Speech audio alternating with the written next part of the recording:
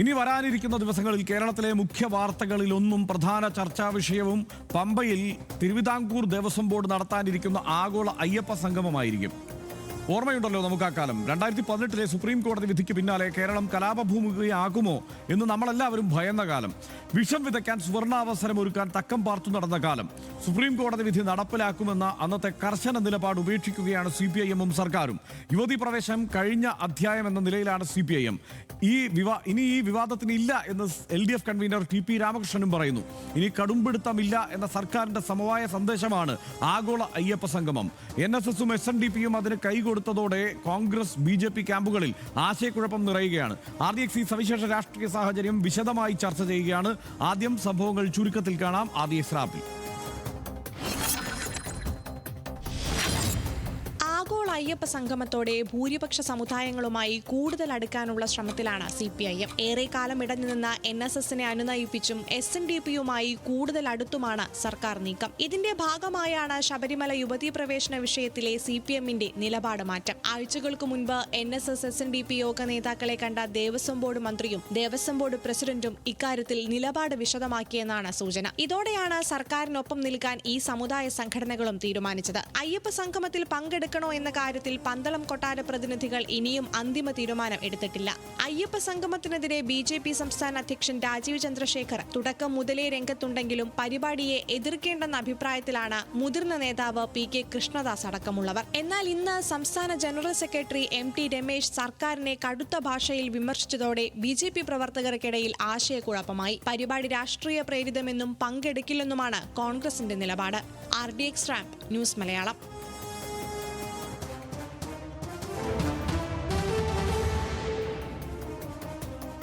ശബരിമല യുവതീ പ്രവേശ വിഷയത്തിൽ നിലപാട് മയപ്പെടുത്തി CPIM. കോടതിയുടെ പരിഗണനയിലുള്ള വിഷയത്തിൽ നിലപാട് പറയില്ല എന്നാണ് സംസ്ഥാന സെക്രട്ടറി MV ഗോവിന്ദൻ പറഞ്ഞത്. വിശ്വാസികൾക്കൊപ്പം നിന്നുകൊണ്ടാണ് സർക്കാർ അയ്യപ്പ സംഗമം നടത്തുന്നത്. ഒരു വിശ്വാസത്തിനും എതിരായ നിലപാട് പാർട്ടി എടുത്തിട്ടില്ല എന്ന് MV ഗോവിന്ദൻ പറഞ്ഞു. ആ വാക്കുകളിലേക്ക്. വിശ്വാസം ഒരു ഉപകരണമായിട്ട് ഉപയോഗിക്കുന്നവരാണ് വർഗീയവാദികൾ. ആ വർഗീയവാദികളുടെ പ്രചാരവേലയോടൊപ്പം ചേർന്ന് നിൽക്കാൻ communist party of India Marxist ഇല്ല. വിശ്വാസികൾക്കൊപ്പമാണ് ഞങ്ങൾ. വിശ്വാസികൾക്കൊപ്പമാണ് CPIM. പിന്നെ ഇടതുപക്ഷ ജനാധിപത്യ മുന്നണി ഗവൺമെന്റിനെ പറ്റി പ്രത്യേകിച്ച് പറയണ്ടല്ലോ. അങ്ങനെയാണെങ്കിൽ പിൻവലിക്കണം എന്നുള്ളൊരു ആവശ്യത്തോടെ എങ്ങനെയാണ്? അല്ല, ആ ഡിമാൻഡിന് മേലെ വെച്ചിട്ടുള്ളല്ലോ ഇവിടെ ചർച്ച ചെയ്തുകൊണ്ടിരിക്കുന്നത്. അത് അവർ ചർച്ച ചെയ്യേണ്ട കാര്യമാണ്. എനിക്കതിൽ ചർച്ച ചെയ്യേണ്ട കാര്യം ഞങ്ങൾ ആരോടൊപ്പം നിൽക്കുന്നു എന്നാണ് ഞാൻ പറഞ്ഞത്. CPIM ആരോടൊപ്പം നിൽക്കുന്നു എന്നാണ് പറഞ്ഞത്. ആ പറഞ്ഞത് മനസ്സിലായില്ലേ? ആരോടൊപ്പം? വിശ്വാസം. തിരുവിതാംകൂർ ദേവസ്വം ബോർഡിന്റെ 75-ാം വാർഷികത്തിന്റെ ഭാഗമായാണ് പരിപാടി. ആഗോള അയ്യപ്പ സംഗമം 20-ന് പമ്പാ തീരത്താണ് നടക്കുക. മുഖ്യമന്ത്രിയാണ് ഉദ്ഘാടനം ചെയ്യുക. സംഘാടകർ പ്രതീക്ഷിക്കുന്നത് 3000 പ്രതിനിധികളെയാണ്. രാഷ്ട്രീയ പാർട്ടി പ്രതിനിധികൾ ഉണ്ടാവില്ല. രജിസ്ട്രേഷൻ നടപടികൾ ശബരിമല വെർച്വൽ ക്യൂ വെബ്സൈറ്റിലൂടെ നടക്കും. തമിഴ്നാട്, കർണാടക, ആന്ധ്രാപ്രദേശ്, തെലങ്കാന, മഹാരാഷ്ട്ര സംസ്ഥാനങ്ങളിലെ മന്ത്രിമാരെ പങ്കെടുപ്പിക്കും. കേരളത്തിൽ നിന്നുള്ള കേന്ദ്രമന്ത്രിമാരെയും അയ്യപ്പ സംഗമത്തിലേക്ക് ക്ഷണിക്കും എന്നതാണ് ഇപ്പോൾ ഉദ്ദേശിക്കുന്നത്. പരിപാടിയുടെ ലക്ഷ്യം എന്താണെന്ന് പരിശോധിക്കാൻ ശബരിമലയെ ആഗോള തീർത്ഥാടന കേന്ദ്രമായി അവതരിപ്പിക്കുകയാണ് ലക്ഷ്യം. അയ്യപ്പ സംഗമത്തിൽ മാസ്റ്റർ പ്ലാൻ അവതരിപ്പിക്കും. വികസന കാര്യങ്ങളിൽ നിർദ്ദേശങ്ങൾ സമർപ്പിക്കും. വികസനവുമായി ബന്ധപ്പെട്ട എല്ലാവരുമായും ആശയവിനിമയം നടത്തുമെന്നും ദേവസ്വം ബോർഡ് വ്യക്തമാക്കിയിരിക്കുന്നു. വിദേശ രാജ്യങ്ങളിൽ നിന്നടക്കമുള്ള അയ്യപ്പ ഭക്തരുടെ പ്രശ്നങ്ങൾ ചർച്ച ചെയ്യും. NSS SNDP പിന്തുണ മുൻകൂട്ടി ഉറപ്പാക്കിയതിനു ശേഷം സർക്കാർ അയ്യപ്പ സംഗമം പ്രഖ്യാപിച്ചു. ഇരു സമുദായ നേതാക്കളെ നേരിട്ട് കണ്ട് പിന്തുണ ഉറപ്പാക്കിയത് മന്ത്രി VN വാസവനാണ്. വെള്ളാപ്പള്ളി നടേശനെയും G സുകുമാരൻ നായരെയും കണ്ടത് ഒരു മാസം മുമ്പാണ്. ശബരിമല യുവതീ പ്രവേശത്തിൽ സത്യവാങ്മൂലം മാറ്റുന്നത് പരിഗണിക്കാമെന്നുള്ള ഉറപ്പും നൽകിയിട്ടുണ്ട്. ആഗോള അയ്യപ്പ സംഗമത്തിൽ NSS പങ്കെടുക്കും. ദീർഘദൂര യാത്ര പറ്റാത്തതിനാൽ പ്രതിനിധിയെ അയക്കുമെന്ന് G സുകുമാരൻ നായർ പറഞ്ഞിട്ടുണ്ട്. സംഗമത്തിൽ SNDP പങ്കെടുക്കുമെന്ന് അറിയിച്ചിട്ടുണ്ട്. ആരും വിട്ടുനിൽക്കുന്നത് ശരിയല്ലെന്ന് വെള്ളാപ്പള്ളി നടേശൻ പറഞ്ഞു. ശബരിമലയുടെ പേരിൽ ലോകമാകെ എത്തിക്കാനുള്ള ശ്രമങ്ങളെ പ്രോത്സാഹിപ്പിക്കണം എന്നതാണ് വെള്ളാപ്പള്ളി നടേശന്റെ നിലപാട്. ആചാരാനുഷ്ഠാനങ്ങൾ മാറ്റം വരുത്താനാകില്ലെന്ന് പ്രഖ്യാപിച്ചതിനാൽ ആശങ്കകൾക്ക് അടിസ്ഥാനമില്ല. അയ്യപ്പ സംഗമത്തെ പിന്തുണച്ച് ശിവഗിരി മഠം ശ്രീനാരായണ ധർമ്മ സംഘം ട്രസ്റ്റ് സെക്രട്ടറി സ്വാമി ശുഭാംഗദാനന്ദയും എത്തിയിട്ടുണ്ട്. അയ്യപ്പ സംഗമത്തിൽ പങ്കെടുക്കുന്നതിൽ അന്തിമ തീരുമാനത്തിലെത്താതെയാണ് UDF നിലപാടെടുത്തിരിക്കുന്നത്. വിഷയം ചർച്ച ചെയ്യാൻ ഓൺലൈൻ യോഗം വിളിച്ചിരിക്കുകയാണ് UDF കൺവീനർ. പരിപാടിക്ക് NSS SNDP പിന്തുണ പ്രഖ്യാപിച്ചതോടെ കോൺഗ്രസിന് ആകപ്പാടെ ആശയക്കുഴപ്പമായിട്ടുണ്ട്. തെരഞ്ഞെടുപ്പ് മുന്നിൽ കണ്ടുള്ള നീക്കമാണ് അയ്യപ്പ സംഗമമെന്ന് K മുരളീധരൻ പറയുന്നു. അയ്യപ്പ സംഗമത്തിന് പിന്നിൽ CPIMന്റെ ദുഷ്ടലാക്കാണ് എന്നാണ് MT രമേശ് പറയുന്നത്. CPIMന് നഷ്ടപ്പെട്ട ഹിന്ദു വോട്ട് ബാങ്ക് തിരിച്ചുപിടിക്കാനുള്ള ശ്രമമാണ് എന്നാണ് ആരോപണം. അയ്യപ്പ സംഗമത്തെ അനുകൂലിച്ച് PK കൃഷ്ണദാസും ഒരു വിഭാഗം നേതാക്കളും രംഗത്തെത്തി. SNDPയും NSSും അയ്യപ്പ സംഗമത്തെ പിന്തുണച്ചതോടെ BJPയിൽ ആശയക്കുഴപ്പം ശക്തമായിട്ടുണ്ട്. സനീഷ്, എന്താ തോന്നുന്നത് ഇക്കാര്യത്തിൽ സർക്കാരിന്റെ നിലപാടിനെ കുറിച്ച്? സർക്കാർ അതിഗംഭീരമായിട്ടൊരു കാര്യം ചെയ്യുന്നു എന്നുള്ള തോന്നലാണ് എനിക്കുള്ളത്. രണ്ട് കാരണത്താലാണ്. ഒന്ന്, സർക്കാരിനെ നയിക്കുന്ന CPMന് രാഷ്ട്രീയ ദുഷ്ടലാക്കുണ്ട് എന്ന് MT രമേശ് അടക്കമുള്ള ആളുകൾ പറഞ്ഞിട്ടുണ്ട്. രാഷ്ട്രീയമായിട്ടുള്ള കാരണമാണ് ഇതിന് പിന്നിലെന്ന് K മുരളീധരൻ പറഞ്ഞിട്ടുണ്ട്. കോൺഗ്രസ്സുകാരും BJPക്കാരും ആ നിലപാടുണ്ട്. ദുഷ്ടലാക്കുണ്ടോ ഇല്ലയോ എന്ന് അത് BJPയുടെ രാഷ്ട്രീയമാണ്. പക്ഷേ രാഷ്ട്രീയമായിട്ടൊരു നോട്ടം എന്തായാലും CPMനും ഇടതുപക്ഷ സർക്കാരിനും ഇക്കാര്യത്തിലുണ്ട്. കാരണം അവിടെ ഒരു തട്ടുകേടുണ്ടായി എന്ന തോന്നലുണ്ടായതിനെ മറികടക്കാൻ വേണ്ടിയിട്ട് കൂടെയാണ് അയ്യപ്പ സംഘം നടന്നത്. പക്ഷേ സർക്കാർ നിശ്ചയമായിട്ടും നടത്തേണ്ടുന്ന ഒരു കാര്യമാണ്. ഇപ്പോൾ ഈ ലോകത്തെ ഏറ്റവും വലിയ തീർത്ഥാടന പരിപാടികളിലൊന്നാണ് ഹജ്ജ്. അവിടെ നടന്നത് അവിടുത്തെ സർക്കാരാണ്. വേണ്ട സംവിധാനങ്ങളെല്ലാം ഒരുക്കിയിട്ട് ആ രാജ്യത്തിൻ്റെ സർക്കാരാണ് ഈ പരിപാടികൾ നടന്നത്. അതുകൊണ്ട് ഒരു സർക്കാരിന് നിശ്ചയമായിട്ടും ഇത്തരം ലക്ഷക്കണക്കിന് കോടിക്കണക്കിന് ആളുകൾ വന്നു ചേരുന്ന ഒരു പരിപാടിയെ കുറിച്ച് കോൺക്ലേവും മറ്റ് ആലോചന യോഗങ്ങളും ഒക്കെ നടത്താനുള്ള അവകാശമുള്ളത് ചെയ്യേണ്ടതാണ്. കാരണം അയ്യപ്പന്മാർക്ക് എന്ത് പറയാനുണ്ട്, പ്രത്യേകിച്ച് കേരളത്തിലെ ആളുകൾ മാത്രമല്ല, അയ്യപ്പന്മാർക്ക് പല സംസ്ഥാനങ്ങളിൽ നിന്നായിട്ട് വരുന്ന ആളുകൾക്ക് എന്ത് പറയേണ്ടതെന്ന് കേൾക്കുക. ആ കേൾക്കുന്നതിനനുസരിച്ച് അവരുടെ നിർദ്ദേശങ്ങൾക്കും ആവശ്യങ്ങൾക്കും അനുസരിച്ച് കാര്യങ്ങൾ മാറ്റുക എന്നത് ഒരു തെരഞ്ഞെടുക്കപ്പെട്ട സർക്കാർ ചെയ്യേണ്ടതാണ്. അത് ചെയ്യുന്നത് നന്നായിട്ടുണ്ട് എന്ന് മാത്രമേ ഞാൻ വിചാരിക്കുള്ളൂ. എന്ന്. രണ്ടാമത്തെ കാര്യം, പ്രധാനപ്പെട്ട കാര്യം എന്താ, കേരളം 1956 രൂപീകരിക്കപ്പെടുന്നത്. 56 29 കൊല്ലം ഇടതുമുന്നണി സർക്കാർ ഭരിച്ചു. 29 കൊല്ലം അതിൽ 33 കൊല്ലം UDFും ഭരിച്ചു. LDFും UDFും ചെറിയ മാറ്റങ്ങൾ അങ്ങോട്ടും ഇങ്ങോട്ടും ഇപ്പോൾ പോലത്തെ മുന്നണി അല്ല, എന്നാലും ഇവർ ചേർന്നിട്ടാണ് ഈ പറയുന്ന 69 കൊല്ലക്കാലമായിട്ട് കേരളം ഭരിക്കുന്നത്. ഈ 69 കൊല്ലക്കാലമായിട്ട് ശബരിമലയിലെ സൗകര്യങ്ങൾ മുന്നോട്ടേക്ക് പോയിട്ടുള്ളൂ, പിന്നോട്ട് പോയിട്ടില്ല. ശബരിമലയിലേക്ക് വരുന്ന ആളുകളുടെ എണ്ണം മുന്നോട്ടേക്കേ പോയിട്ടുള്ളൂ, കൂടുകയുണ്ടായിട്ടുള്ളൂ, കുറഞ്ഞിട്ടില്ല. ഈ കാലത്ത് ആരാ ഈ സൗകര്യങ്ങളെല്ലാം ഉണ്ടാക്കിയത്? ഈ സർക്കാരുകളാണ്. UDFും LDFും ചേർന്ന ഈ സർക്കാരുകളാണ് ഈ സൗകര്യങ്ങളെല്ലാം ഉണ്ടാക്കിയത്. നമ്മളെ മാധ്യമങ്ങളിലേക്കൊക്കെ വലിയ പങ്കുണ്ട്. പല കുഴപ്പങ്ങളും അവിടെ ഉണ്ടാകാറുണ്ട്. ശബരിമലയിൽ വേണ്ട സൗകര്യങ്ങളില്ല എന്നുള്ള പരാതി എപ്പോഴും ഉണ്ടാകുന്നുണ്ട്. നമ്മൾ മാധ്യമങ്ങൾ ആ പരാതികൾ ജനസമക്ഷം എത്തിക്കും. അപ്പോൾ സർക്കാരുകൾ മാറ്റും. ഓരോ വർഷം പുതുക്കിയാണ് പോകുന്നത്. അപ്പോൾ സ്വാഭാവികമായിട്ടും ഇത് സർക്കാരുകളാണ്, ഈ UDF LDF സർക്കാരുകളാണ് കാലാകാലങ്ങളായിട്ട് ശബരിമലയുടെ സൗകര്യങ്ങൾ വർദ്ധിപ്പിച്ചത്.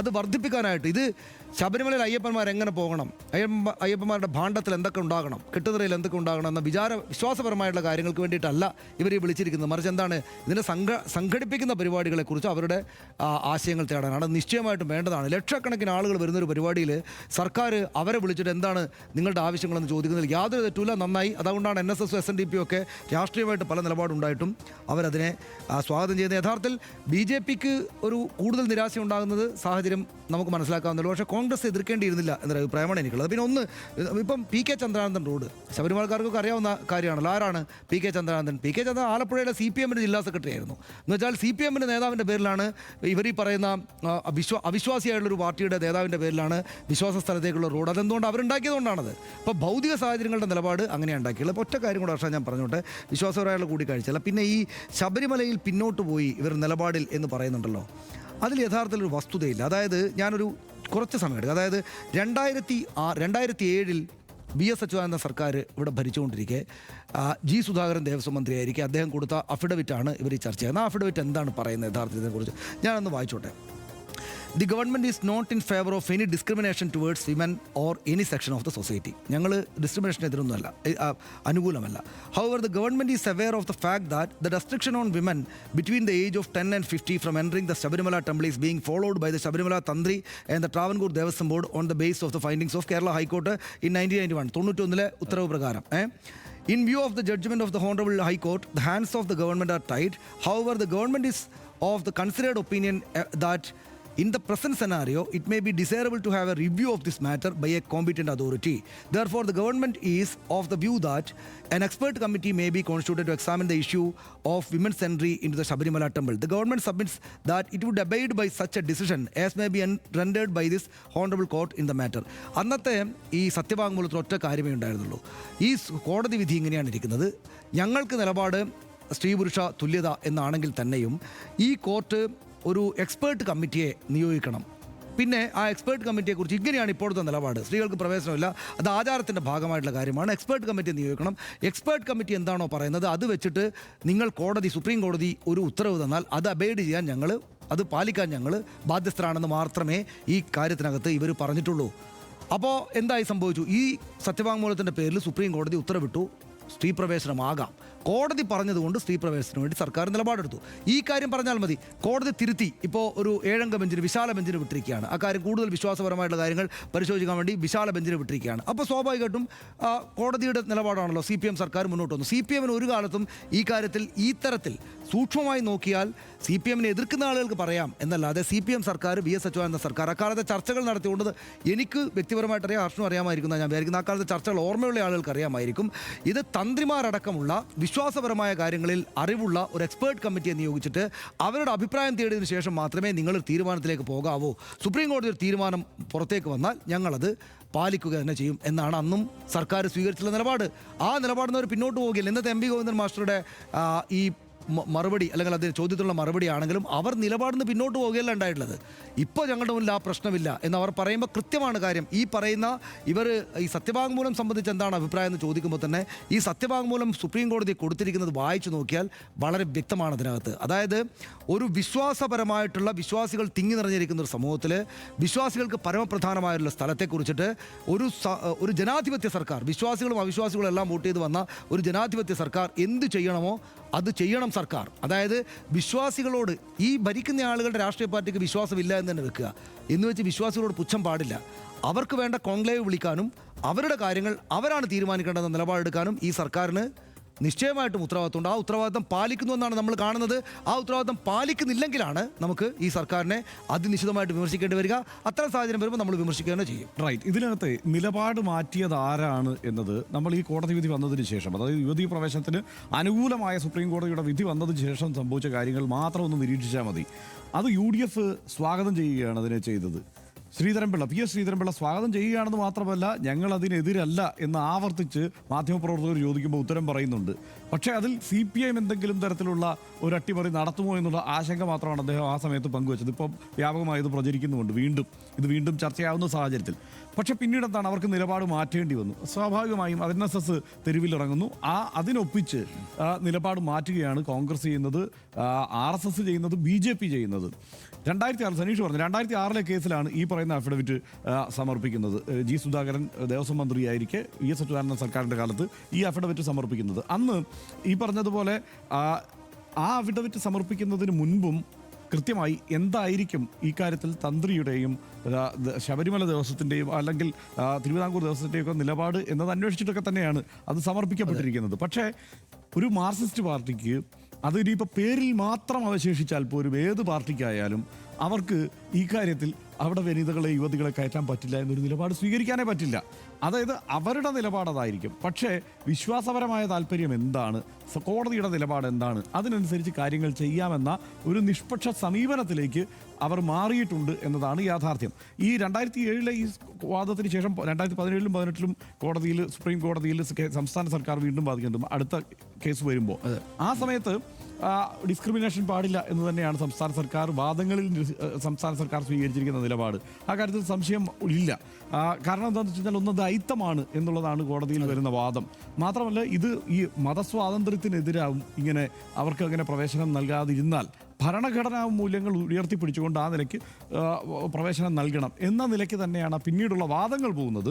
പക്ഷേ ഇപ്പോൾ ഏറ്റവും പുതിയ സാഹചര്യത്തിൽ അതിനുശേഷം കോടതിയിൽ ഇത് വിദഗ്ധ സമിതിക്ക് പോകുമ്പോൾ കോടതിയിലെ ചോദ്യോത്തരങ്ങളിൽ പല സംഗതികളും വരുന്നുണ്ട്. കോടതി തന്നെ ചോദിക്കുന്നുണ്ട്, നിങ്ങൾ ഈ സാഹചര്യത്തിനനുസരിച്ച് നിലപാട് മാറ്റുകയാണോ സർക്കാർ എന്നൊക്കെ ചോദിക്കുന്നുണ്ട്. സർക്കാർ എന്നുള്ള നിലയ്ക്ക് ഇപ്പം മറ്റ് രാഷ്ട്രീയ പാർട്ടികളെക്കാൾ കൃത്യമായി ആ കാര്യത്തിൽ ഉറച്ച നിലപാടും വ്യക്തമായ അവരുടെ ദർശനവും പറഞ്ഞു തന്നെ പോകേണ്ടതുണ്ട്. പക്ഷേ CPM-നെ സംബന്ധിച്ചിടത്തോളം ഇന്നിപ്പോൾ ഗോവിന്ദ മാഷിന്റെ വാക്കുകളിൽ നിന്ന് എനിക്ക് വളരെ കൗതുകത്തോടെ ഞാൻ മനസ്സിലാക്കുന്ന ഒരു കാര്യം, വിശ്വാസികൾക്കൊപ്പമാണ് എന്നുള്ള പ്രഖ്യാപനത്തെ എങ്ങനെയാണ് അതിനെ ഈ പറഞ്ഞതുപോലെ ഈ പിന്നോട്ട് പോക്ക് എന്നതിനെ എങ്ങനെ വിമർശിക്കാൻ, നമ്മുടെ ഹെഡ്ലൈനിൽ പോലും അങ്ങനെ തന്നെയാണ്. പക്ഷേ എങ്ങനെ വിമർശിക്കാൻ കഴിയുന്നത്? കാരണം എന്താണെന്നറിയോ, ആരാണ് ഈ വിശ്വാസികൾ? ഈ സ്ത്രീകളെന്താ വിശ്വാസികളല്ലേ? ഞങ്ങൾ വിശ്വാസികൾക്കൊപ്പം എന്നാണല്ലോ പറഞ്ഞിരിക്കുന്നത്. അത് ആവർത്തിച്ച് പറയിപ്പിക്കുകയുമാണല്ലോ ഗോതമാഷ് ചെയ്തിരിക്കുന്നത്. വിശ്വാസികൾ എന്നത് പുരുഷനും സ്ത്രീയും എല്ലാം ഉൾപ്പെടുന്ന, യുവതിയും എല്ലാം ഉൾപ്പെടുന്ന വലിയ സമൂഹമാണ്. ആ സമൂഹത്തിനപ്പുറത്ത് ഇതിൽ ഈ പറഞ്ഞതുപോലെ വിശ്വാസികൾ ശബരിമലയിൽ പോകാൻ തക്കവണ്ണം പറ്റുന്ന, അതായത് ഈ പറഞ്ഞ 10-നും 50 വയസ്സിനും ഇടയ്ക്കുള്ള സ്ത്രീകൾ ഒഴികെയുള്ള മറ്റുള്ളവരെ മാത്രം ഉൾക്കൊള്ളുന്നതാണോ വിശ്വാസി സമൂഹം എന്ന് പറയുന്നത്? അല്ലല്ലോ. ബാക്കിയുള്ളവരും ഉൾപ്പെടുന്നതാണ് വിശ്വാസികൾക്കൊപ്പമാണ്. ചിലപ്പോൾ ശബരിമലയിൽ പോകാൻ ആഗ്രഹിക്കുന്ന വിശ്വാസികൾ ഉണ്ടാവുമല്ലോ. പോയിട്ടുള്ളവർ തന്നെ അത് തന്നെയാണല്ലോ ആവർത്തിക്കുന്നത്, ഞങ്ങൾ വിശ്വാസികളാണ് എന്നുള്ളത് അവർ ആവർത്തിക്കുകയാണ്. അപ്പോൾ അതുകൊണ്ട് വിശ്വാസികൾക്കൊപ്പം എന്നുള്ള ഉത്തരത്തെ തന്ത്രപരമായ ഒരു വഴുതലായി മാത്രം കണ്ടാൽ മതി. അതിനപ്പുറത്ത് ഈ നിലവിൽ ഇതുവരെയുള്ള സമീപനങ്ങളിൽ നിന്നുള്ള ഒരു മാറ്റം ഉണ്ടായിട്ടില്ല. ഒറ്റ കാര്യം ഹർഷ, അതായത് RSSന്റെ ജനറൽ സെക്രട്ടറി ആയിരുന്ന സുരേഷ് ഭയ്യാജി ജോഷി 2016 മാർച്ച് 12 തീയതി നാഗ്പൂരിലെ RSS ആസ്ഥാനത്ത് വെച്ച് പറഞ്ഞത് എന്താണെന്നറിയോ? ഞാൻ വായിച്ചുതരാം. രാജ്യത്ത് എല്ലാ ക്ഷേത്രങ്ങളിലും സ്ത്രീകൾക്ക് പ്രവേശനം നൽകണം. ചില അമ്പലങ്ങളിൽ ഇത് തടയുന്ന ചില ആചാരങ്ങളുണ്ട്, അത് മാറ്റണം. സ്ത്രീ പ്രവേശനത്തെ എതിർക്കുന്നവരുടെ മനോഭാവത്തിൽ മാറ്റം വരുത്താൻ നാം പ്രവർത്തിക്കണം. അതിനായി ബോധവൽക്കരണം നടത്തണം. RSSന് ഈ നിലപാടുണ്ട്. രാജ്യത്തെല്ലായിടത്തും ക്ഷേത്രങ്ങൾക്കകത്ത് സ്ത്രീ പ്രവേശനം അനുവദിക്കണമെന്ന നിലപാട് അക്കാലത്തുണ്ട്. ശബരിമലയിലേക്ക് വന്നപ്പോൾ പക്ഷേ ഈ വിധി വരുന്നതിന് മുമ്പാണിത്. വിധി വന്നപ്പോൾ പക്ഷേ അവർ സ്റ്റാൻഡ് മാറ്റി. RSS ശബരിമലയുടെ കാര്യത്തിൽ മാത്രം, അതായത് ചില ക്ഷേത്രങ്ങൾ, സുരേഷ് ഭയ്യാജി ജോഷി തന്നെ പിന്നീട് പറഞ്ഞായിട്ട് നമ്മൾ മാധ്യമങ്ങൾ സെർച്ച് ചെയ്തപ്പോൾ കാണാം. അതായത് ചില സ്ഥലങ്ങളിലുള്ള വിശ്വാസികളുടെ മനോഭാവം കൂടെ പരിഗണിക്കണമെന്ന് പറഞ്ഞ് RSS ഒരല്പം സ്റ്റാൻഡ് മാറ്റി. ഈ 2016 എന്താ സംഭവിക്കുന്നത് വെച്ചാൽ എല്ലാവരും ഇതിനനുകൂലമായിരുന്നു. വിധി വന്നിട്ട് എനിക്ക് തോന്നുന്നു NSSന്റെ ഈ സമരത്തോടു കൂടിയിട്ടാണ് ഈ ആളുകൾ അപ്പാടെ മറിഞ്ഞത്. യഥാർത്ഥത്തിൽ നമ്മൾ നോക്കുമ്പോൾ മറ്റെല്ലാവരും സ്റ്റാൻഡ് മാറ്റി, അത്രയ്ക്ക് CPM സ്റ്റാൻഡ് മാറ്റിയിട്ടില്ല. പിന്നെ ഒരു കാര്യം കൂടി ഉണ്ട് കേട്ടോ സനീഷ്, ഇതിനകത്ത് എല്ലാവരുടെയും വിലയിരുത്തലുകൾ പോകുന്നത് ഈ ഹിന്ദു വോട്ടുകൾ, അത് CPMന്റെയും വിലയിരുത്തൽ അങ്ങനെയാണ്. ഈ കഴിഞ്ഞ തെരഞ്ഞെടുപ്പിലടക്കം ഹിന്ദു വോട്ടുകളുടെ ചോർച്ച വല്ലാതെ ഉണ്ടായിരിക്കുന്നു എന്നുള്ള വിലയിരുത്തലുണ്ട്. അതിൻ്റെ അടിസ്ഥാനത്തിലാണ് CPM ഇങ്ങനെ ഒരു നിലപാട് സ്വീകരിക്കുന്നത് എന്നാലോചിക്കുമ്പോൾ അത്രയും നമ്മളും പലപ്പോഴും CPM അങ്ങനെ വിലയിരുത്തുന്നതിനെ പരിഹസിക്കാറൊക്കെ ഉണ്ടെങ്കിലും അത്രയ്ക്ക് ഒരു ആലോചനാശേഷി ഇല്ലാത്തവരാണോ CPIM എന്നുള്ള സംശയമാണ് സത്യം പറഞ്ഞാൽ ഉണ്ടാകുന്നത്. കാരണം ഇതൊരു 10-25 വർഷത്തെ നൂറ്റാണ്ട് കാലത്തെ പ്രോജക്റ്റാണ് ഈ ഹിന്ദു വോട്ടുകളെന്ന് വിശേഷിപ്പിക്കപ്പെടുന്ന ഈ ടോട്ടൽ ഹിന്ദു വോട്ടിനകത്ത് ഉൾപ്പെടുന്ന SNDP വോട്ടുകളെ ചോർത്തുക എന്നുള്ളത്. അതിൽ വെള്ളാപ്പള്ളി നടേശൻ്റെതായിട്ടുള്ള പങ്ക് വഹിച്ചിട്ടുണ്ട്. അവരുടെ ഒരു ഗ്രാൻഡ് ഡിസൈൻ അതിനകത്തുണ്ടായിരുന്നു. കൃത്യമായിട്ടുള്ള ഒരു സോഷ്യൽ എഞ്ചിനീയറിംഗ് RSSൻ്റെയും BJPയുടെയും പ്രവർത്തിച്ചിട്ടുണ്ട്. അതും ശബരിമലയും തമ്മിൽ ഒരു ബന്ധമുണ്ടെന്ന് എനിക്ക് തോന്നുന്നില്ല. ആ മട്ടിലായിരിക്കില്ല അതിനെ കാണേണ്ടതും. വഴി നടക്കാനും മേൽമുണ്ട് ധരിക്കാനും ഒക്കെ വിലക്കുണ്ടായിരുന്ന ഒരു കാലമുണ്ടായിരുന്നു മലയാളക്കരയിൽ. ഏറെ പഴയതല്ല അത്. 20-ാം നൂറ്റാണ്ടിൻ്റെ ആദ്യ പകുതി വരെ ഈ വിധം ഒരു ഇരുൾ തിരയിലൂടെയാണ് കേരളം കടന്നുപോയത്. ശ്രീനാരായണ ഗുരുവും അയ്യങ്കാളിയും അടക്കം നവോത്ഥാന നായകരും പുരോഗമന പ്രസ്ഥാനങ്ങളും ഏറെ വിയർപ്പൊഴുക്കിയാണ് നാം ഇന്ന് കാണുന്ന സമൂഹത്തെ കെട്ടിപ്പടുത്തത്. സയൻസും സാങ്കേതികവിദ്യയും ജീവിതത്തിൻ്റെ ഭാഗതയും നിർണ്ണയിക്കുന്ന ഇക്കാലത്തേക്കും നീളുന്ന പ്രഭാവം നാം മുറിച്ചു കടന്ന ഇരുട്ടിനുണ്ട് എന്ന് നമ്മൾ അറിയുന്നുണ്ട്. സ്ത്രീ ശരീരം അശുദ്ധമല്ലെന്ന ബോധ്യത്തിലേക്ക് സമൂഹം എന്ന നിലയിൽ നമുക്കിനിയും സഞ്ചരിക്കാനുണ്ട് എന്നതാണ് യാഥാർത്ഥ്യം. ഗാഠമായ വിശ്വാസത്തിന് യുക്തിയുമായി എക്കാലവും കലഹമുണ്ടാകും. 3 കോടിയിലേറെ ഭക്തരെത്തുന്ന ഒരു തീർത്ഥാടക കേന്ദ്രത്തെ തർക്കങ്ങൾക്കും അത് മുതലെടുക്കുന്നവരുടെ സ്ഥാപിത താല്പര്യങ്ങൾക്കും ഇട്ടുകൊടുക്കേണ്ട എന്ന സർക്കാരിൻ്റെ തീരുമാനമാണ് ആഗോള അയ്യപ്പ സംഗമം. വിശ്വാസികൾക്കൊപ്പം നിൽക്കാനും വിവാദങ്ങൾ ഒഴിവാക്കി എല്ലാവരെയും ചേർത്ത് നിർത്താനുമുള്ള സർക്കാർ നീക്കം ശ്ലാഘനീയമാണ് എന്ന അഭിപ്രായമാണ് തൽക്കാലം RDXനുള്ളത്.